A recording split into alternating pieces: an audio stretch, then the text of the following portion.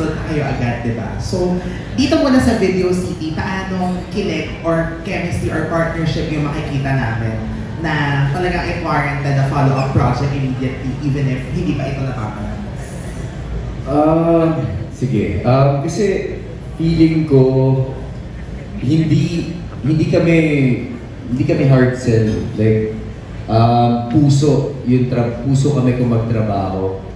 Hindi yung tipong pinaplano namin kung ano yung dapat namin gawin or dapat ba na ganito kami. Hindi eh. Mas more on puso, mas dun kami sa tiwala namin sa isa't isa. Dahil the first time pa lang na ginawa pa lang namin yung look test, tinginan pa lang, naramdaman agad namin yung connection.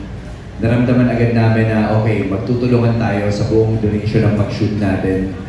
Dahil, I don't know, for some reason, nararamdaman yung parang yung tiwala, yung connection sa bawat eksena na ginagawa natin, nandun siya. Parang never siya nawala. So I guess yung chemistry, dun siya nabubuo. Hindi dahil sa pinaplano namin na dapat pakiligin natin itong eksena to, dapat magpakilig tayo, hindi eh. Mas binibigay lang namin kung ano yung dapat namin ibigay sa bawat eksena at kusa na siyang lumalabas. And siguro, malaking factor din yung direction din ni Direk Rain sa amin. Dahil hindi rin siya yung tipong, dapat magpakilig. Walang ganun. Yung tiwala niya sa amin. And I guess, kaming mga aktor, doon kami mas nagkakaroon ng confidence sa aming sarili. Dahil binibigay niya yung tiwala na yun sa amin. So, mas may freedom kami to do kung ano yung kailangan namin gawin sa bawat eksena. Ako rin po. Siyempre, agree po ako kay Ruru. Pero also, yung material din po namin from the beginning, hindi po siya yung kilig na halos hindi ka po naghawak na kamay minsan eh. Siguro the fantasy of how two people na galing sa ibang era could connect so fast na nararamdaman mo na you belong together. Yung fight din po nun against time, against destiny is hard na minsan gusto mo talaga makuha tong taong to pero parang imposible. And that makes you just want it even more. Kaya gagawa ng paraan dahil mahal na mahal mo. Tapos, kung ano lang din yung nararamdaman namin in the moment, hinahayaan lang din po talaga namin lumabas. Tama yung sinasabi po ni Ru. Wala masyadong plano rin kahit si Direk, parang blocking lang po. Singing din po talaga yung nabuhay inside niya at si Hannah. Naniniwala po talaga ako na I'm from a different era. Hindi ko to kilala itong taong to, pero bakit parang siya yung pinadhana para sa akin. Hindi ko maintindihan. And yun po yung hinahabol din niya.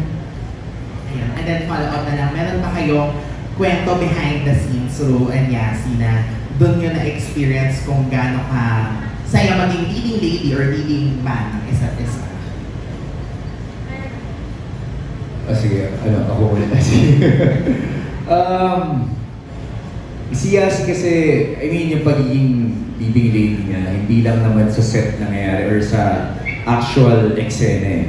Kumbaga off-cam pa lang, she's very, maalaga sa lahat ng tao. Pinaparamdam niya sa lahat ng tao na okay, masaya ako ngayon, happy ako, ganyan, and all that. But, pagdating sa trabaho, mararamdaman mo na ibibuhos ko yung best ko dito, so dapat ibuhos nila yung best dito without saying anything. Kumbaga nag-delete siya by example sa aming lahat. And yun yung pinaka na-appreciate ko sa katrabaho.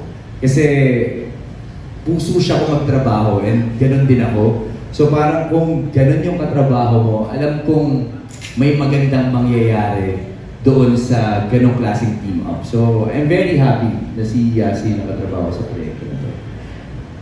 Thank you. Naiya ako. Thank you. Ako rin po, Ruru, sa eksena po mismo, meron po kaming isang time na siguro medyo pagod na rin po kami, galing rin po kami sa ibang mga trabaho while shooting this movie. At it's very mahaba po yung mga lines madalas. Kaya kailangan snappy ka talaga. Hindi ka pwedeng naantok, hindi ka po pwedeng pagod. At alam ko po na pagod din po siya noon. And meron akong time na parang pabagsak na ako sa pagod, tapos parang umuulan. Sabi ko parang nararamdaman ko na medyo napapagod ako. Sabi niya, kaya mo yan. Hindi yung ako rin eh, pagod din ako. Alam mo yun? So, feeling ko with that partnership, syempre hindi kayo laging nasa taas all the time na kaya-kaya niyo. Pero yung supportahan po, na hindi ka niya hahayaan bumagsak, yun po yung pinaka na-appreciate ko rin kay Ruru, of course. So that is Ruru all the way, being nasa likod mo ng camera o nasa. Alright, thank you so much.